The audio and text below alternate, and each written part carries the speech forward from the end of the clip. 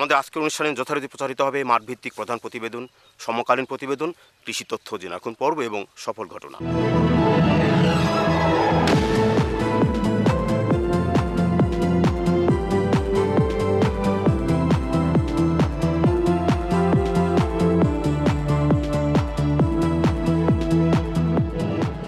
বাংলাদেশের পাহাড়ি অঞ্চল প্রাকৃতিক সৌন্দর্যের এক অপরূপ লীলাভূমি।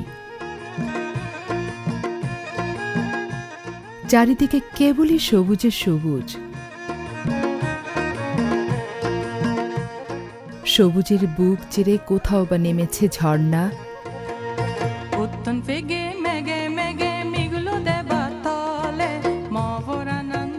তারই ছোঁয়ায় এক চিলতে পাহাড়ি নদী ছুটে চলেছে সাগরের মোহনায়।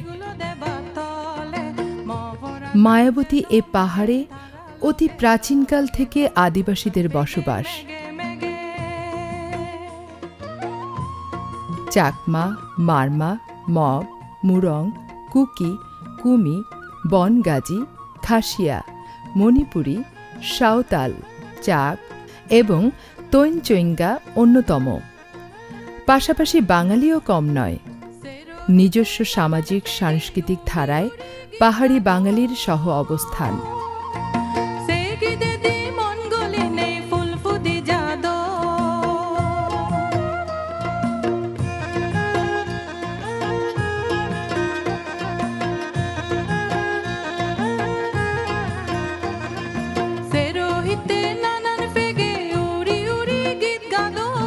পাহাড়ের ঢালে এবং উচ্চতায় কৃষি, পাহাড় পাদদেশের জলাশয়ে মাছ চাষ, পশুপালন তাদের অর্থনৈতিক কর্মকাণ্ডের মূল ভিত্তি।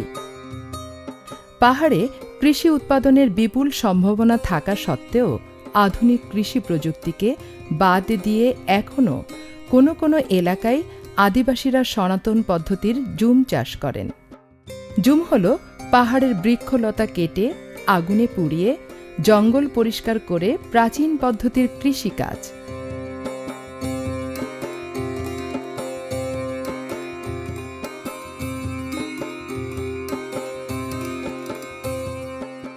পুরা পাহাড়ের গা কোদালে কুপিয়ে তারা একই সাথে বুনে দেয় নানা রকমের শস্য বীজ। এতে মাটির ক্ষয় বহুলাংশে বেড়ে যায় এবং মাটিতে থাকা অণুজীব ধ্বংস হয়। গাছের খাদ্য উপাদান কমে যায়, মাটি হয় অনুর্বর, ফলন ভালো হয় না। কৃষি বিজ্ঞানীগণ গবেষণা করে পার্বত্য এলাকায় চাষ উপযোগী আধুনিক কৃষি প্রযুক্তি উদ্ভাবন করেছেন।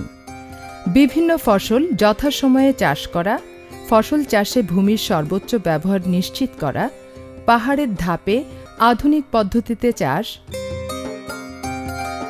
পাহাড়ের ঢালে লম্বালম্বিভাবে চাষ না দিয়ে আড়াআড়িভাবে কন্টুরে বা সমান উচ্চতা বজায় রেখে চাষ করে শস্যবীজ বুনলে বা সবজি ও ফলদ চারা রোপণ করলে বৃষ্টির পানি বাধাপ্রাপ্ত হয় এবং ভূমিক্ষয় কমে আসে। কন্টুর পদ্ধতিতে চাষাবাদের জন্য সহজেই এফ্রেম তৈরি করা যায়। এফ্রেম তৈরি করার জন্য 3 টুকরো বাঁশের প্রয়োজন। তার মধ্যে 2 টুকরা প্রায় 2 মিটারের একটু বেশি এবং অন্যটি 1 মিটার হলেই চলবে। 2 মিটারের বাঁশের টুকরাকে প্রথমে সমান মাপে ভাগ করে নিতে হবে এবং প্রতিটি বাঁশের মধ্যবর্তী স্থানে দাগ বা চিহ্নিত করতে হবে। এরপরে উপর থেকে একটা সুতলি বেঁধে, যাকে আমরা পেন্ডুলাম বা দোলক বলতে পারি, সেই দোলকের মাথায় আমরা ভারী একটা ইট অথবা পাথর বেঁধে দেব। এখন পাহাড়ের ঢালে আমরা এফ্রেমের সাহায্যে খুব সহজেই কন্ট্রোল লাইন তৈরি করতে পারি। যখন 2টি খুঁটি একই উচ্চতায় সমান উচ্চতায় থাকবে তখন পেন্ডুলাম বা দোলকটি মধ্যবর্তী স্থানে দাগাঙ্কিত বরাবর অবস্থান করবে। যদি উঁচু বা নিচু হয় তাহলে দোলকটি ডানে অথবা বামে সরে যাবে। এছাড়া পাহাড়ের সংযোগস্থল দিয়ে প্রবাহমান জলস্রোতকে বাধাপ্রাপ্ত করে এর শক্তিকে কমিয়ে নিম্নমুখী করার জন্য খাদের আড়াআড়ি পাথরের বাঁধ দেওয়া যায়। এতে ভূমিক্ষয় অনেকটাই ঠেকানো যায়। ঢালের আড়াআড়ি 5-6 মিটার দূরত্বে বিভিন্ন ধরনের গাছগাছড়া যেমন আনারস, নেপিয়ার, ভেটিবার এসব লাইন করে রোপণ করে এর মধ্যবর্তী জায়গায় ফল ও শাকসবজির চাষ করা যায়। এতে ভূমিক্ষয় কম হয় এবং মাটি জৈব পদার্থে সমৃদ্ধ হয়। পাহাড়ের ঢাল বরাবর চাষ দেওয়া হয়েছে। আসলে এটি পাহাড়ি ঢালু জমির জন্য অত্যন্ত ক্ষতিকর একটি চাষ পদ্ধতি। এভাবে আমাদের চাষ করা উচিত নয়। এতে উপরের স্তরের মাটি খুব দ্রুত ক্ষয়ে নিচে চলে যায়। মাটির পুষ্টি উপাদান যেহেতু মাটির উপরের স্তরই থাকে, কাজে পাহাড়ে মাটি উর্বরতা হারিয়ে ফেলে তাড়াতাড়ি। আমাদের যেটি করা দরকার সেটি পাহাড়ের আড়াআড়ি চাষাবাদ করলে এই মাটির ক্ষয় অনেক অংশে কমে যাবে। পাহাড়ের গায়ে ধাপ সৃষ্টি করে ফসল চাষ করা যায়। এতে চাষ কাজ যেমন সহজ হয়, মাটি ক্ষয় বহুলাংশেই কম হয়ে থাকে। পাহাড়ে আচ্ছাদন ফসল চাষ করলে মাটির ক্ষয় প্রতিহত করা যায়। ধসে যাওয়া বা প্রায় ধসে যাওয়া পাহাড়ে পাটের চট বিছিয়ে এর উপর বিভিন্ন ধরনের জীবন্ত খুঁটি যেমন কাফুলা, মাদার এসব পুঁতে দেওয়া হয়। চট ছিদ্র করে বিভিন্ন জায়গায় আচ্ছাদনকারী ফসলের বীজ বুনে দিলে এসব জায়গা দ্রুত আচ্ছাদিত হয়ে যায়। অবশেষে পাটের চট মাটির সাথে মিশে মাটিকে স্থায়িত্ব প্রদান করে। পাহাড়ি ভূমিতে কৃষি বিজ্ঞানীগণ বহুদিন গবেষণা করে প্রাকৃতিক পরিবেশ সংরক্ষণ, বনায়ন, ফল বৃক্ষরোপণ এবং শস্য পরিক্রমা তৈরি করেছেন, যা modern agriculture technology in the hill বা ম্যাথ নামে পরিচিত। প্রথম বৃষ্টির পরপরই ম্যাথ মডেল অনুসরণে দ্রুত বর্ধনশীল ফসল যেমন পেঁপে, কলা, স্বল্পমেয়াদী ফসল যেমন পেয়ারা, লেবু, দীর্ঘমেয়াদী ফল যেমন কাঁঠাল, লিচু, আম, সফেদা, জাম্বুরা, কমলা, জাম এবং বনজ বৃক্ষের চারা জুম খেতে একই সময় রোপণ করতে হবে। ধান, মারফা, কাউন ও তিল সংগ্রহের পর পাহাড়ের ঢাল ভেদে জুম খেতে আড়াআড়িভাবে আনারস, অড়হর লাগাতে হবে। জমি ফসল তোলার পর সময় ভেদে কচু, ঢেঁড়স, বরবটি, টমেটো, বেগুন, মরিচ এসব ফসল চাষ করা যায়। সবজি চাষের পাশাপাশি আচ্ছাদন ক্রপ আবাদ করা ভালো। পাহাড়ের পাদদেশের সমতল ভূমিতে ধান চাষ ভালো হয়।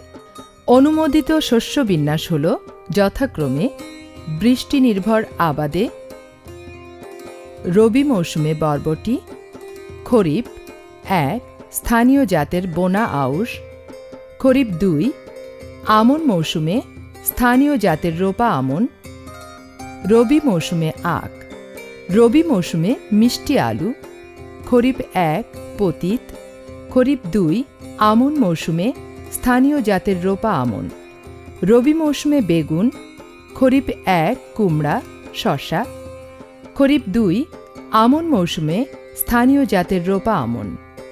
সেচ ছাড়া আবাদের শস্য বিন্যাস হল যথাক্রমে রবি মৌসুমে আধুনিক জাতের বোরো, খরিফ 1 বা আউশ মৌসুমে পতিত, খরিফ 2 আমন মৌসুমে আধুনিক জাতের রোপা আমন, উচ্ছে, মিষ্টি কুমড়া, শসা, ধনেপাতা, খরিফ 1 বা আউশ মৌসুমে পতিত, খরিফ 2 আমন মৌসুমে স্থানীয় জাতের রোপা আমন।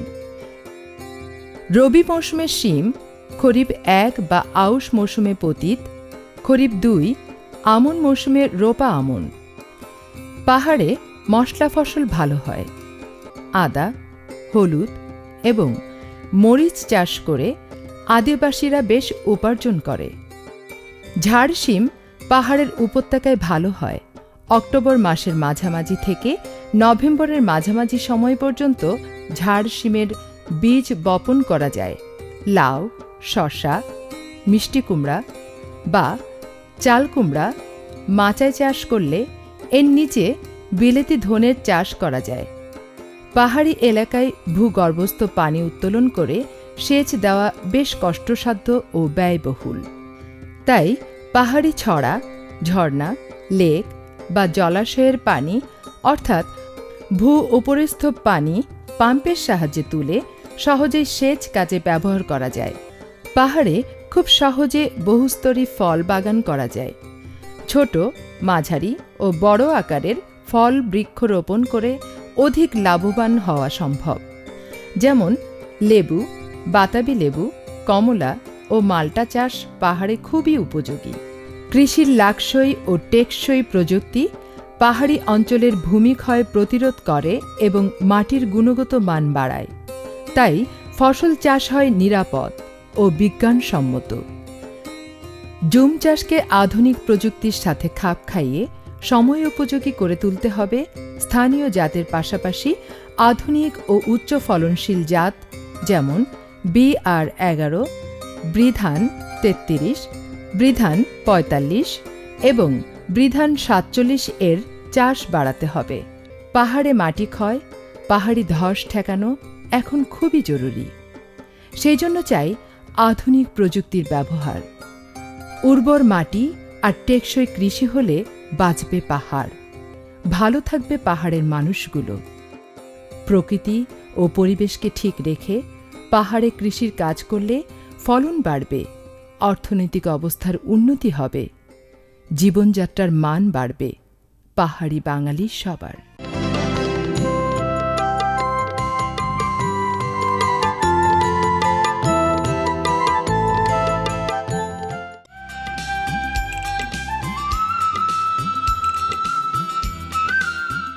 এক বিঘা জমিতে আবাদ করলে ম্যাক্সিমাম খুব ভালো আবাদ যদি হয় তাহলে 50, 60, 80 হাজার প্রয়োজনে 1 লাখ টাকাও হতে পারে। প্রথম বছর খরচ বেশি, হ্যাঁ, রাখা যায়।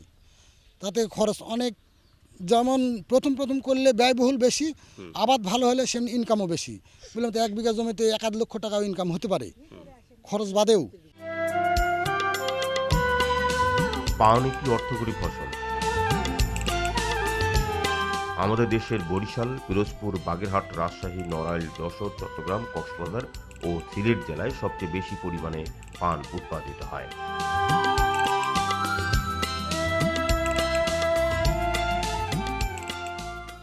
আমাদের খাসিয়া বা পুস্তকে এগুলো পাই আসি, যেগুলো বাংলা পানগুলা হয়নি। পান যেদিন আমরা 3 বছর পান লাগানো হয়, তো যে পান লাগানো হয় যে ওগুলো দোআঁশ মাটি চাই, দোআঁশ মাটি ছাড়া পানগুলো আমাদের হয় না। তো পানগুলো আমরা লাগাই জুন জুলাই মাসে, আগস্ট মাসে কোনো রকম লাগাই, তো বেশি জুন জুলাই মাসে। পানের বাগান সব বেমার, উত্তম পান বলি হয়। উত্তম একটা আছে কলেরা বেমার, একটা আছে উত্তম পান। তো এগুলো যে উত্তম পান বেমার না থাকে তাহলে আমরা 3 মাস পরে 4 মাস পরে একবার তুলি। তো প্রতিমূরা পানগুলা এখন বর্তমানে যে পানের দাম মাত্র 200 টাকা, 150 টাকা, 80 টাকা এইভাবে খারাপ পান। আর নভেম্বর ডিসেম্বর মাসে তো 500, 600, 400 টাকা এক মুড়া পান। বাণিজ্যিকভাবে পান চাষ পদ্ধতিকে বলা হয় পানের বরজ।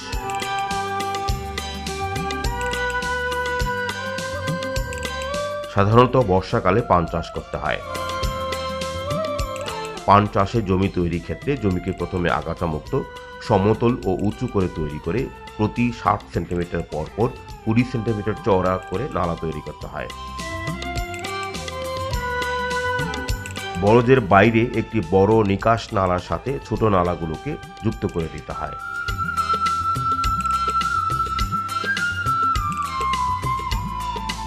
জমি তৈরির সময় সেচ চাষের পর মাটিতে প্রতি একরে তিলের খৈল বা নিম খৈল 200 kg, TSP 40 kg, MOP 60 kg সার মিশিয়ে 2 নালার মাঝখানে ভিটিতে চারা রোপণ করতে হয়।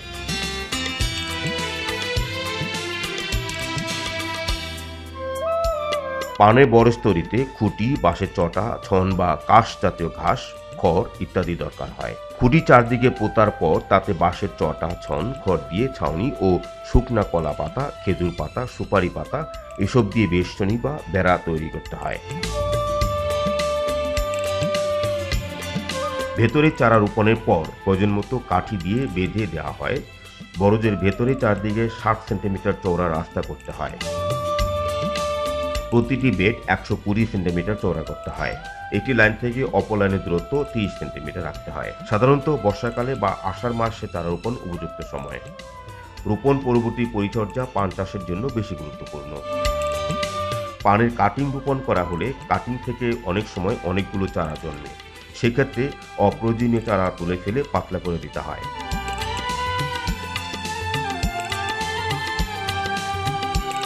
খৈল 20 কেজি, এসএসপি 3 কেজি, এমওপি 600 গ্রাম, ইউরিয়া 200 কেজি, সমান 4 ভাগে ভাগ করে বছরে 4 বার জমিতে প্রয়োগ করতে হবে। বর্ষাকালে 2 দফায়, শরৎকালে 1 দফায় ও বসন্তকালে 1 বার দিতে হবে।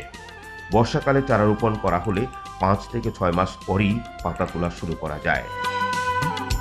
উপযুক্ত পরিচর্যায় প্রতি একরে 89 লাখ বা 70 কাহন পান পাওয়া যায়। একটি পানের বয়স 40 বছর পর্যন্ত ভালোভাবে টিকে থাকতে পারে।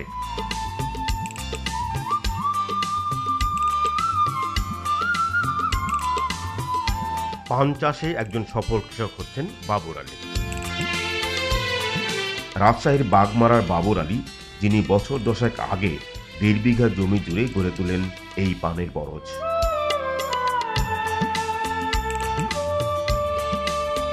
প্রতি বছর বাবুর আলী পান উৎপাদনে পানের বরজে খরচ করেন 40,000 টাকা।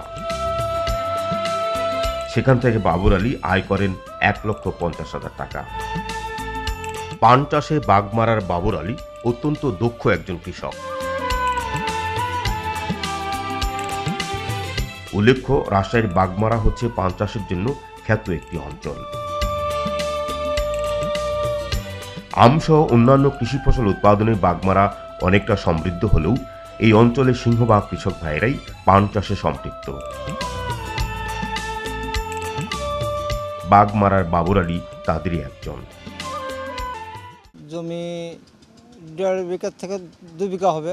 1.5 বিঘা জমিতে মোটামুটি 40 থেকে 45,000 টাকা খরচ হবে এই কামলা টামলা নিয়ে, পাট নিয়ে।